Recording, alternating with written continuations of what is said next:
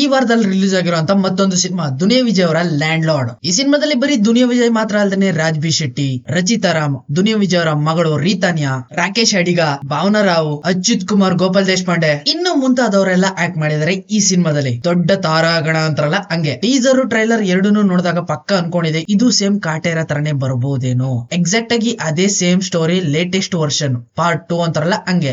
ಜನಗಳನ್ನ ದನಿಗಳು ಯಾವ ರೀತಿ ದಬ್ಬಾಳಿಕೆ ಮಾಡ್ತಾ ಇದ್ರು ಅದ್ರ ಮೇಲೆ ಬೇಸ್ ಆಗಿರುವಂತ ಸ್ಟೋರಿ ಇದು. ಇಲ್ಲಿ ದುನಿಯಾ ವಿಜಯ್ ಅವರು ಕೊಡ್ಲಿ ರಾಜಯ್ಯ ಅನ್ನೋ ಒಂದು ಕ್ಯಾರೆಕ್ಟರ್ ಅಲ್ಲಿ ಕಾಣಿಸ್ಕೋತಾರೆ. ಮೇನ್ ಈ ಸಿನಿಮಾ ಮಾಡಿರೋ ಉದ್ದೇಶ ನೋಡೋದಾದ್ರೆ ಅವರ ಮಗಳು ರೀತಾನ್ಯಾ ಅವ್ರನ್ನ ಲಾಂಚ್ ಮಾಡೋದಕ್ಕೋಸ್ಕರನೇ ಈ ಸಿನಿಮಾದಲ್ಲಿ ಅವರು ಈ ಲೆವೆಲ್ ಅಲ್ಲಿ ಆಕ್ಟ್ ಮಾಡಿದ್ದಾರೆ ಅನ್ನೋದು ಕಾಣಿಸ್ತಾ ಇದೆ. ತಮಿಳ್ ಇಂಡಸ್ಟ್ರಿಯಲ್ಲಿ ವಿಜಯ್ ಸೇತುಪತಿ ಅಂತ ಆಕ್ಟರ್ ಮ್ಯಾಚ್ ಆಗೋದು ಕರ್ನಾಟಕದಲ್ಲಿ ದುನಿಯಾ ವಿಜಯ್ ಮಾತ್ರ. ನಾಟಿ ಕೋಳಿ ಸ್ಟೈಲ್ ಆಕ್ಟಿಂಗ್ ನ ಇವ್ರೊಳಗಡೆ ನೋಡಬಹುದು ನಾವ್ ಈ ಸಿನಿಮಾದಲ್ಲಿ. ಈ ಸಿನಿಮಾದಲ್ಲಿ ಯಾರಿಗೆ ಹೆಸರಾಗುತ್ತೋ ಆಗಲ್ವೋ ಅದು ಮಾತ್ರ ಗೊತ್ತಿಲ್ಲ. ಬಟ್ ರಚಿತಾ ರಾಮ್ ಅವ್ರಿಗೆ ಮಾತ್ರ ಒಳ್ಳೆ ಕಮ್ ಬ್ಯಾಕ್ ಮಾತ್ರ ಆಗೇ ಆಗುತ್ತೆ ಪಕ್ಕ.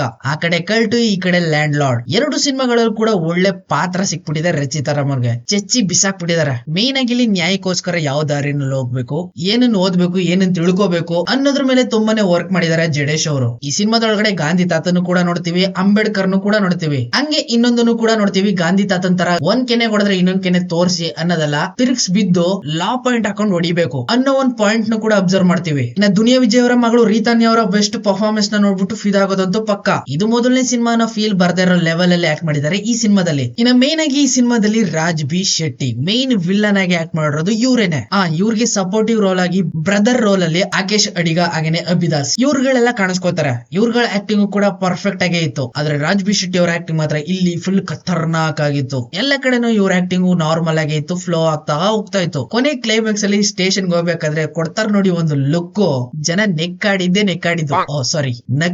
ನಕ್ಕಾಡಿದ್ದು. ಇದು ರೈತರಿಗೂ ಹಾಗೇನೆ ಊರಲ್ಲಿ ನಾವೇ ದೊಡ್ಡವರು ಅಂತ ಅನ್ಕೊಂಡಿರುವಂತ ಯಜಮಾನರುಗಳಿಗೂ ಸಂಬಂಧಪಟ್ಟಿರುವಂತ ವಿಷಯ. ಸ್ವತಂತ್ರ ಸಿಕ್ಕಿದ್ರು ಕೂಡ ಊರೊಳಗಡೆ ಇರುವಂತ ಸಣ್ಣ ಪುಟ್ಟ ಬಡ ಜನರಿಗೆ ಯಜಮಾನರಿಂದ ಸ್ವತಂತ್ರ ಸಿಕ್ಕಿರಲ್ಲ. ಈ ಸ್ವತಂತ್ರನ ತಂದ್ಕೊಡೋದಕ್ಕೋಸ್ಕರನೇ ದುನಿಯಾ ವಿಜಯ್ ಹಾಗೇನೆ ಅವ್ರ ಮಗಳು ರೀತಾನಿ ಇಬ್ರು ಸೇರ್ಕೊಂಡು ಎಫರ್ಟ್ ಹಾಕ್ತಾರೆ ಈ ಸಿನಿಮಾದೊಳಗಡೆ. ಮಗಳು ಕಾನೂನ್ನ ಓದ್ಕೊಂಡು ಜನಗಳನ್ನ ಪ್ರೊಟೆಕ್ಟ್ ಮಾಡ್ಬೇಕು ಅಂತ ನಿಂತ್ಕೊಂಡ್ರೆ ತಂದೆಯಾಗಿ ಪಕ್ಕದಲ್ಲಿ ನಿಂತ್ಕೊಂಡು ಕಾವಲ್ ಕಾಯ್ತಾನೆ ಕೊಡ್ಲಿ ರಾಜಯ್ಯ. ನುಗ್ಗು ಮಗಳೇ ಒಡಿ, ಯಾರ್ ಬರ್ತಾರೋ ನಾನ್ ನೋಡ್ಕೊತೀನಿ, ಅವ್ರನ್ನ ಸಿಗ್ದಾಕ್ತೀನಿ ಅಂತ.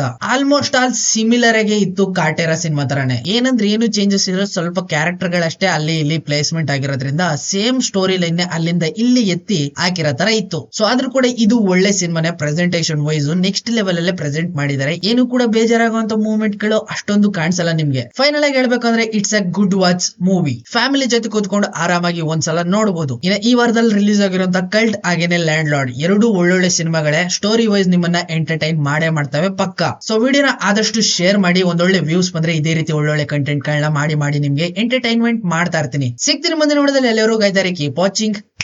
ಬಾಯ್ ಬಾಯ್.